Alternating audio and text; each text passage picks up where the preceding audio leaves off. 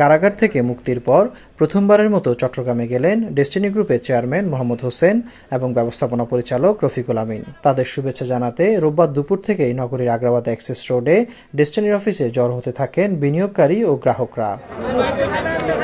বিকেলে প্রতিষ্ঠানের চেয়ারম্যান মোহাম্মদ হোসেন এবং ব্যবস্থাপনা পরিচালক রফিকুল আমিন অফিসে পৌঁছালে সিক্ত হন সবার শুভেচ্ছা ও ভালোবাসায়। চেয়ারম্যান ও ব্যবস্থাপনা পরিচালককে কাছে পেয়ে বিনিয়োগকারী ও গ্রাহকদের মাঝে দেখা দেয় উচ্ছ্বাস।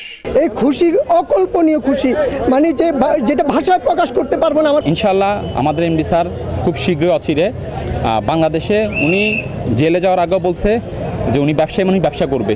সো স্যার খুব শীঘ্রই আমাদের টোটাল ডেস্টিনি যে বিজনেস, কোন সিস্টেম বিজনেস করবে এটা স্যার সবাইকে জানাবে আপনার সবাইকে। চট্টগ্রামে ডেস্টিনির নিজস্ব অফিস ঘুরে দেখেন চেয়ারম্যান ও ব্যবস্থাপনা পরিচালক। এ সময় গ্রাহকদের প্রতি কৃতজ্ঞতা জানিয়ে তারা বলেন, সব বাধা দূর করে আবার নতুন করে ঘুরে দাঁড়াবে ডেস্টিনি। দুইটা কাজ করব ফার্স্ট পেজে।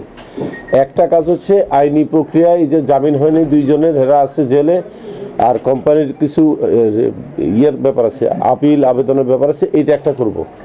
দ্বিতীয়টা হচ্ছে সবার আগে আমরা মাল্টিপারপাসের কমিটি কইরা ডিস্ট্রিবিউটরদের হাতে মাল্টিপারপাসের মালিকানা নিয়ে আসবো। এই যে 12টা বছর জেলখানা ছিলাম, আপনাদেরকে নিয়ে কিন্তু ভাবছি, পরিবার নিয়ে ভাবি নাই কোনোদিন। এখনো আপনাদের জন্য কাজ করবো, এই সুযোগটা আপনারা করে দিতে হবে। পরে গ্রাহকদের নিয়ে চট্টগ্রামে ডেস্টিনি গ্রুপের বিভিন্ন স্থাপনা ঘুরে দেখেন চেয়ারম্যান ও ব্যবস্থাপনা পরিচালক। বেহাত হয়ে যাওয়া সম্পত্তির তথ্য জানাতে বিনিয়োগকারীদের প্রতি আহ্বানও জানান তারা।